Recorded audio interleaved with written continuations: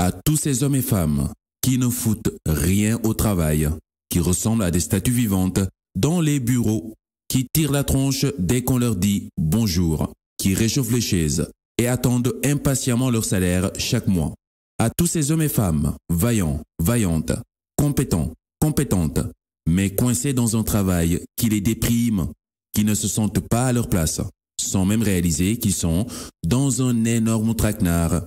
Voici 3 signes d'alerte qui vous montrent que vous n'êtes pas à votre place et qu'il est temps de switcher avant de vous retrouver au fond du trou. Burn-out, dépression, alcoolisme chronique, santé mentale et physique en dégringolade et un aller simple vers l'au-delà avec une tonne de regrets en guise de bagage. Générique.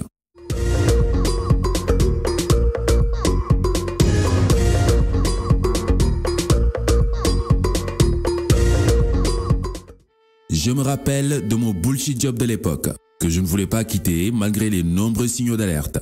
Et au final, j'ai dû quitter, forcé. Je me rappelle par la suite, quand je me suis enfin lancé dans une activité qui me drivait vraiment. Je me rappelle du sentiment de soulagement en me disant « Mais pourquoi je n'ai pas fait ça plus tôt ?» Quand je repense à toute cette énergie vitale gaspillée dans des tâches insensées, pénibles, déprimantes, quand je me dégradais la santé pour soi-disant gagner ma vie, alors que j'étais vraiment en train de perdre la vie, à petit feu. Avec le temps, je sais que beaucoup sont dans ce cas. Beaucoup travaillent juste pour gagner de l'argent au détriment de leur santé et au détriment du bien-être collectif. Parce que le collectif n'est qu'un ensemble d'individus. Si l'individu va mal, forcément le collectif va mal. Dans ce poste, je veux t'épargner de t'auto-zigouiller la santé physique et mentale dans un boulot qui ne te correspond pas et aussi en passant, aider ceux et celles qui chauffent les chaises des bureaux à ne rien foutre, à définitivement changer de job. Voici 3 signes qui doivent t'alerter que tu n'es pas à ta place et que tu dois t'organiser assez vite pour voir ailleurs.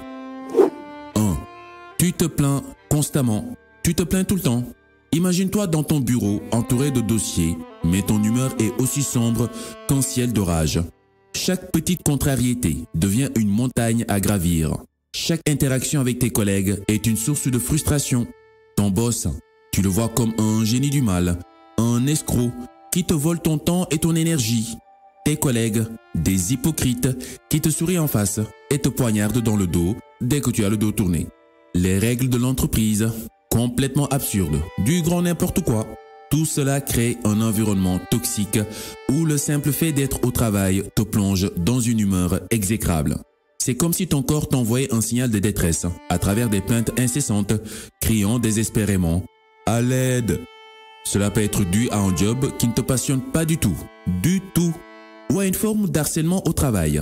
Oui, par exemple, tu fais un excellent boulot. Tu es compétent, rien à dire. Mais malgré cela, tu ne reçois que des critiques. Critique sur critique. Aucune reconnaissance de la part de ton employeur. Aucune considération. On ne te tient même pas au courant de quoi que ce soit. Tu arrives au boulot le matin et tes collègues sont les premiers à t'apprendre des informations qu'en temps normal, tu devrais être le premier à savoir, vu tes énormes responsabilités. Si tu te sens dans cette configuration et que ça dure, c'est que tu n'es pas à ta place. Barre-toi ou reste subi. 2. Ton corps refuse de jouer le jeu. Ton corps est plus bavard que tu ne le penses. S'il proteste dès que tu t'approches du boulot, c'est alarmant. Ton corps communique avec toi de manière non verbale. Et lorsque quelque chose ne va pas dans ta vie professionnelle, il réagit. D'ailleurs, c'est pas que dans la vie professionnelle. Dans la vie de tous les jours, ton corps t'envoie des signaux. Imagine-toi en train de te rendre au travail, mais ton estomac se tord d'angoisse à l'idée de franchir les portes de l'entreprise.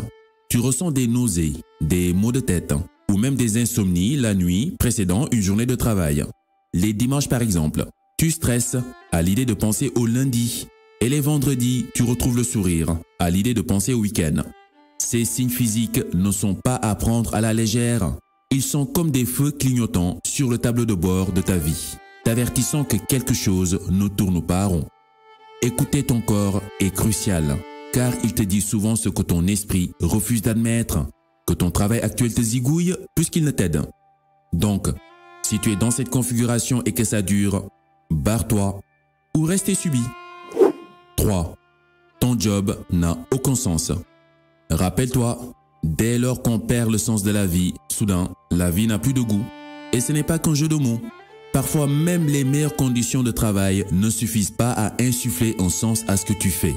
Tu pourrais être entouré d'une équipe fantastique, bénéficier d'un salaire confortable et avoir toutes les opportunités de carrière possibles. Mais si tu ne trouves pas de sens dans ton travail, alors tu es comme un navire sans gouvernail, dérivant, sans but. Tu pourrais te retrouver à exécuter des tâches machinales, sans passion ni engagement. Chaque jour devient une lutte pour trouver un motif pour lequel tu te lèves le matin. C'est un signe alarmant que ta trajectoire professionnelle est sur le point de dérailler. Avant que l'ennui ne te consume complètement, il est crucial de reconsidérer ta situation et de trouver un chemin professionnel qui résonne avec tes valeurs et tes aspirations. Donc, si tu es dans cette configuration et que ça dure, barre-toi ou reste et subis. Ok, on est tous d'accord, il n'y a pas de sot métier. Il y a des sots dans les mauvais métiers. L'idée ici n'est pas de blâmer ceux qui triment matin et soir pour mettre du pain sur la table, dignement, dans des boulots difficiles. Personne n'est à l'abri de ce genre de situation de survie. La vie est parfois vraiment éprouvante. Donc, si c'est pour dépanner une situation d'urgence, ça se comprend. Le souci, c'est quand on se laisse parfois aller dans la facilité en prenant n'importe quel job juste pour faire du fric. Même si cela ne nous correspond pas, et on le sait, ça ne nous correspond pas du tout, et on n'aime pas du tout ce travail. Mais on est dedans pour faire du fric. Ça donne ces chauffeurs de taxi impolis qui te hurlent dessus parce que tu n'as pas monnaie de 10 000 francs.